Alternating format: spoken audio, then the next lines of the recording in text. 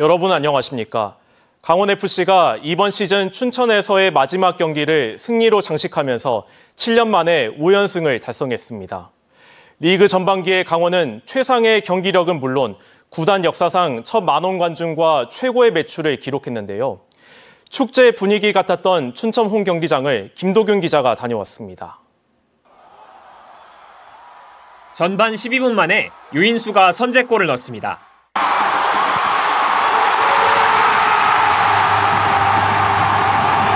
후반 들어 수원 이승우의 동점골을 내주면서 경기는 원점으로 돌아가는 듯했습니다. 하지만 곧이어 용병 선수 야고 가찬공이 상대 골문을 흔듭니다. 다시 승기를 잡은 강원FC. 이번에는 슈퍼루키 양민혁이 쐐기골을 터뜨립니다.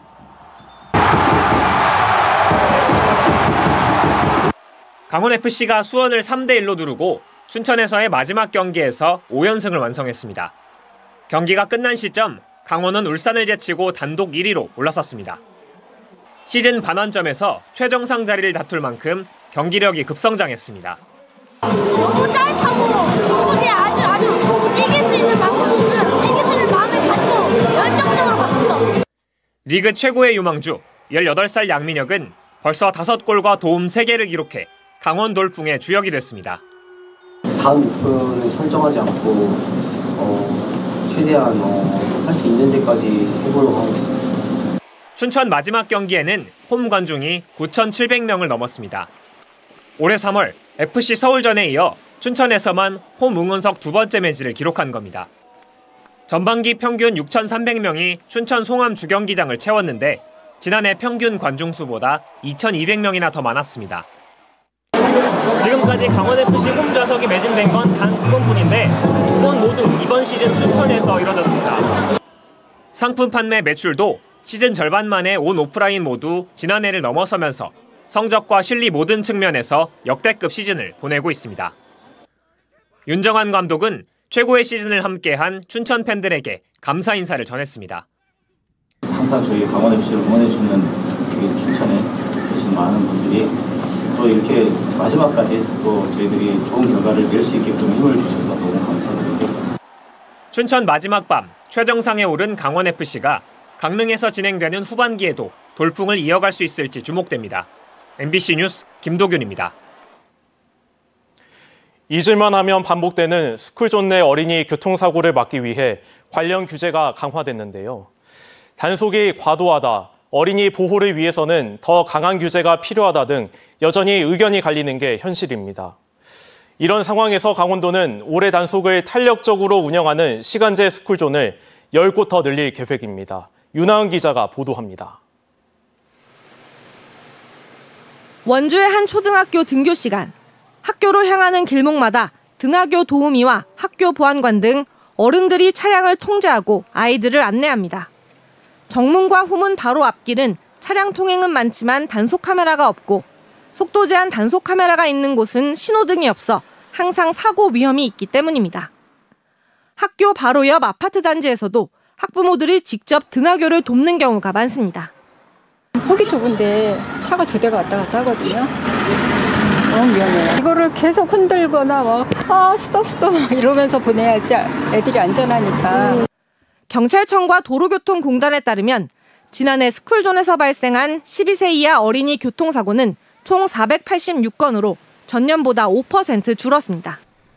일명 민식이법 통과 이후 단속이 강화되고 스쿨존 시설물이 보강된 효과도 있지만 이 수치는 전체 어린이 인구가 줄고 있는 영향도 큽니다. 실제 2019년과 비교해 2023년 스쿨존 사고는 14.3%가 줄었는데 같은 기간 어린이 인구 감소율 13.6%와 비슷합니다. 이런 가운데 강원도는 지난해 2곳에 이어 올해 10곳의 스쿨존 과속 단속을 탄력적으로 운영하기로 했습니다. 오전 7시부터 저녁 8시까지는 제한 속도를 시속 30km로 유지하고 저녁 8시부터 다음날 오전 7시까지는 시속 50km로 상향하는 겁니다. 1년 365일 예외 없이 시속 30km 단속 카메라가 운영되는 다른 지점과 달리 주말과 공휴일에도 시속 50km가 적용됩니다. 원주에서는 봉대초와 반곡초, 버들초 앞이 조정됐습니다. 어느 정도 아이들이 하교를 한 이후에는 속도를 너무 많이 올리지 않는 이상은 한 50km에서 60km 정도까지는 완화해도 되지 않을까. 하지만 지난달에도 서울 송파구의 한 어린이집 인근 도로, 어린이 보호구역에서 4살 남자아이가 차에 치여 숨지는 등 스쿨존 사고가 반복되고 있는 만큼 어린이와 운전자 모두 인식 개선 교육이 반드시 필요합니다. 제도만으로 저희가 다 모든 것을 커버할 수는 없습니다. 선결적으로 이제 돼야 되는 부분이 다 바로 교육이라고 볼 수 있는데요. 교육과 함께 그걸 지키는 방향으로서의 제도를 강화한다. 이렇게. 카메라가 있건 없건 스쿨존에서는 보행자와 운전자 모두 더욱 주의를 기울여야 한다는 걸 인식하는 게 무엇보다 중요합니다. MBC 뉴스 윤하은입니다.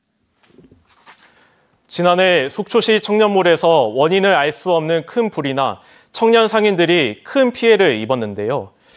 1년이 지난 지금 청년 상인 대부분이 다시 창업에 도전해 일상을 회복하기 위해 힘쓰고 있습니다. 박은지 기자입니다. 지난해 6월 14일 밤 속초시 청년몰에서 시뻘건 불길과 검은 연기가 폭풍처럼 솟아오릅니다. 청년몰 휴업 일에 발생해 다행히 인명피해는 없었지만 14개 입점업체가 잿더미로 변하면서 하루아침에 소중한 일터가 사라졌습니다.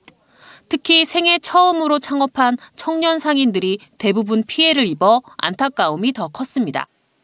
1년이 지난 지금 카페를 운영하던 청년몰 협동조합 박현수 대표는 중앙시장 인근 상가에 카페의 문을 다시 열었습니다.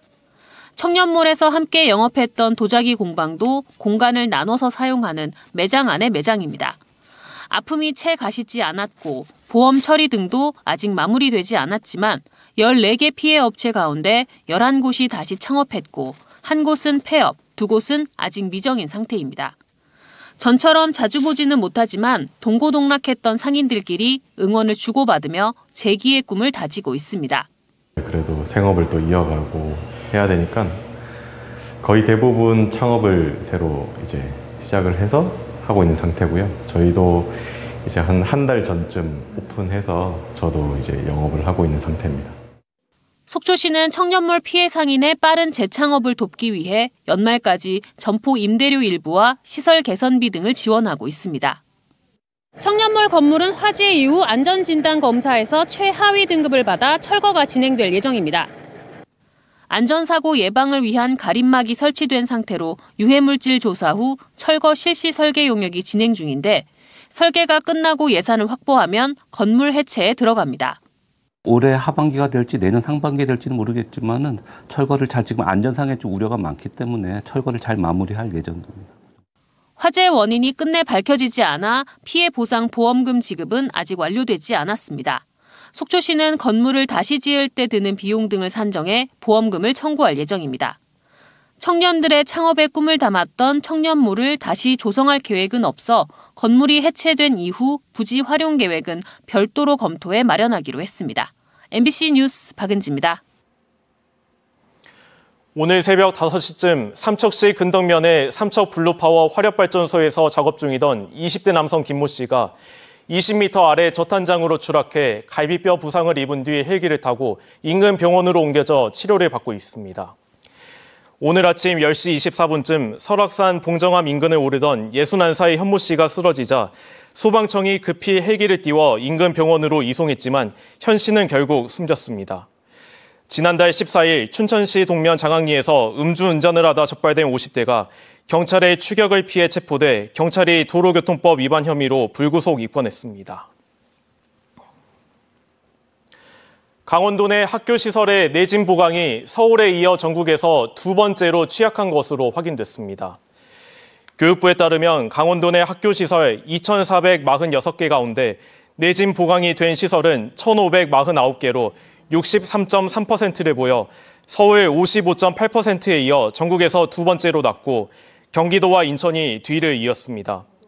반면 세종은 99.5%, 제주 94.3%, 울산 89.9% 순으로 높았습니다. 지난달 홍천을 시작으로 횡성과 원주에서 과수와 상병이 발생하자 농정당국이 농가의 작업도구 소독과 예방약제 살포를 당부했습니다. 강원도 농정당국에 따르면 과수화상병이 발생한 홍천과 원주의 배 재배 농가와 횡성 사과 농가는 폐원 조치되고 사과와 배나무 수백 그루가 메모됐습니다. 치료제가 없고 한 번 걸리면 식물이 불에 탄 것처럼 마르는 과수화상병은 고온다습한 환경에서 주로 발생해 장마철에 추가 확산 우려가 큽니다. 강원도가 폐광 지역의 산지에 있는 석탄 경석의 산업적 활용을 위해 관련 조례를 제정하고 산업화를 추진합니다. 석탄을 채굴할 때 규산 알루미늄 성분으로 이루어진 폐기물인 경석은 도로 집안용 골재로 일부 활용되기도 했지만 환경 규제로 폐기하기가 어려워 강원 지역에 2억 톤가량이 그냥 방치돼 있는 것으로 추정됩니다. 이에 따라 강원도와 태백시 행정안전부와 환경부는 지난 13일에 업무 협약을 맺고 석탄 경석을 폐기물에서 제외한 뒤 이를 활용할 방안을 찾는 조례 제정을 추진하는 등 산업화를 위한 지원에 힘을 모을 예정입니다. 강원도 사회서비스원이 춘천과 원주, 강릉과 횡성 4개 지역에서 긴급 돌봄 지원 사업을 본격 추진합니다. 이 사업은 돌봄을 하던 가족이 갑자기 돌봄 일을 하지 못할 경우 요양보호사가 가정을 찾아가 한 달 동안 72시간 한도로 신체 돌봄과 집안일, 그리고 이동을 돕는 사업입니다. 이상으로 강원 뉴스 마칩니다. 고맙습니다.